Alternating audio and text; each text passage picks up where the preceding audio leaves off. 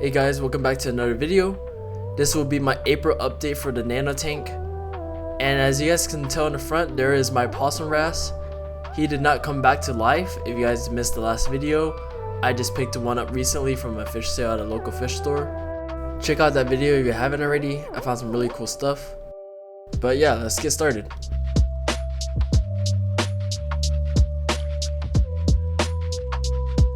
Alright, so not much has happened since the last video. If you guys remember, I got rid of the Acan rock with the Bam Bam Zoas and instead replaced that with that little rock there, as you can see, with the torches. I decided to keep the blue and yellow Acan, and it's right there on the bottom left corner.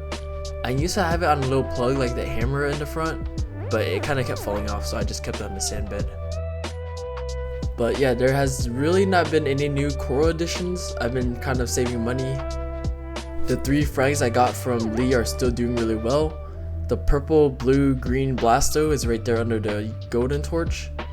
I still have the green Recordia mushroom next to my Yuma. It's just really small, so you can't really see it. And the Pac-Man Acro, the one in my thumbnail, is still doing really well. I ended up gluing it towards the top behind one of the other acros, so you can't see it from this angle. I almost forgot to mention that the red scarlet legged hermit crab he gave me is also still here. Wasn't sure what these two were up to, but I broke it up immediately. I typically try to feed my tank at least 5 days like a week. Every once in a while I'll miss like a day on accident because I get a little too busy, but they're usually fine. I'm feeding 4 fat piggies now. I guess you can count 5 with a little coral banded shrimp there in the bottom corner. I'm really glad that this possum wrasse is eating well, and I'm pretty confident that he'll pull through for a long time. In other news, I recently caught my orange clownfish hosting inside my green and blue frog spawn. So I've been wondering why the frog spawn hasn't been looking as big and healthy as it used to be, and I figured it was maybe because it was splitting, but to be honest, probably between the splitting and this clownfish hosting in it, that's probably why he hasn't been looking too big. On one side, I'm really glad that he's not hosting in my torches, but he has been taking a few polyps off of the frog spawn. In the future, I don't plan on getting any more anemones, but I do plan on getting an elegance, so hopefully he'll take a liking to it. Speaking of torches, this is the one torch that everybody seems to like, and I get a lot of comments about it. It's doing really well. Here's the hammer I got from V3S. So I noticed that the color has been fading away and changing to green. I figured it was because I had it in low light, so I moved it to the front here. Here's my green cotton candy torch. I can see 2 heads now from the base of the torch. And here's the other gesso torch that is also in the process of splitting. Alright, starting with this first SPS. This Acro has been encrusting for a super long time but hasn't been growing vertically. But if you guys look at the front, those little 3 bumps, that's vertical growth. I haven't seen much growth in the 2 main branches in the middle, but hey, I guess we're getting somewhere. Alright, moving on. I do have a little bit of bubble algae next to my Oregon blue tort. I really need to take that out. Next we have the bonsai acro. This one I can actually see a lot of stubs like growing in different directions, and it is starting to really take off and encrusting at the base. The Oregon blue tort is still kind of a new addition. I can't say I've seen much, but it's starting to encrust at the base a bit. Next we have my first acro. It's finally growing past its initial plug and onto the rocks. I can also see some growth at its tips. Here's the forest fire digitata that always seems to be doing well. I used to have a little piece of it on the back wall, as you can see there, but it fell off, so I put on a frag plug. Next we have Lee's Pac-Man Acro, and this thing has finally started to color up a little bit. It used to be really pale, but you can see a little bit of pink and yellow in it now. For some reason, the top right there where it's kind of bleached out, I thought it was a piece that broke off, but nah, that tip is just bleached, and I hope it'll come back. Alright, on to the next acro. If you guys couldn't tell, I really don't know the name of these things. It used to be more red and pinkish, but it has fully like kind of turned green. So I did a little bit of research, and apparently SPS, especially acros that don't get enough light, turn green, so I might be looking into different lighting options for the future. I already have that hammer that's bleaching from too much light, I think, so it's kind of like a conflict.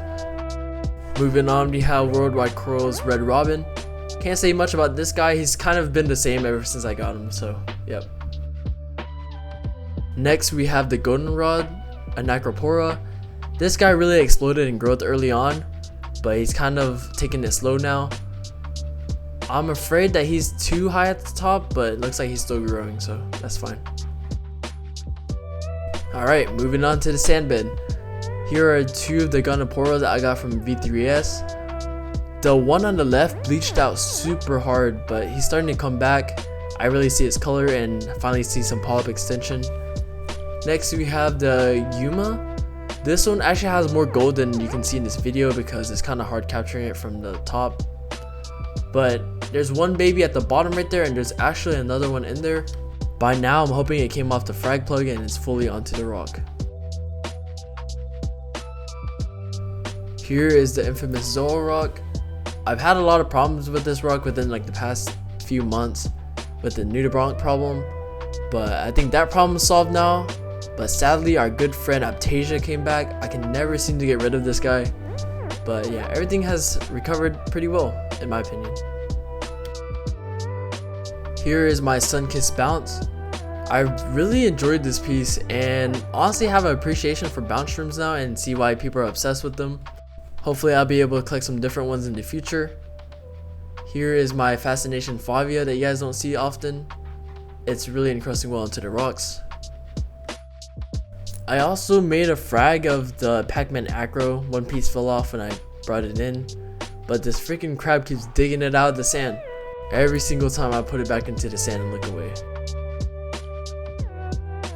Here's my unit of a beast Dragon Soul Favia. I still can't believe I started with 2 heads and yeah, it's just became a monster. It's even touching the glass now. It's definitely one of my success stories. Worldwide Corals AOI. This should be on everybody's bucket list. And here are my hammers. My little garden here. So here's that purple one. This one is pink, but it always captures up as like copper on here. Frogspawn with Clownfish hosting it. I haven't seen my black one hosting it, which is maybe a good thing because I don't think I'll be able to handle it. Here's the bleach hammer that's kind of there, kind of not. It's kind of recovering. My pink Gonapora that has been doing really well, and I think it has doubled in size to be honest. Here we have the bicolor OG hammer. One of the heads has 2 mouths, so it's starting to split soon. And finally we have the splatter hammer that's doing really well ever since I moved it. The little baby head, as you can see right there at the bottom, is starting to recover, so I'm really glad that it worked out. Here's the best shot I got of my possum wrasse and my yellow assessor basslet here, who is an awesome fish to have in a tank, and I definitely recommend getting one. Just wondering, leave a comment below if you're more of a fish person or a coral person. For me personally, I feel kind of like half and half. I really enjoy both sides, but if I had to lean towards one side, I would say. But yeah, that's about it. This is the last clip I have of my orange clownfish hosting inside this frog spawn. He's really enjoying this thing, so I hope he doesn't end up killing it. He's been nimbless for about 4 months, so I guess nature kind of did his own thing.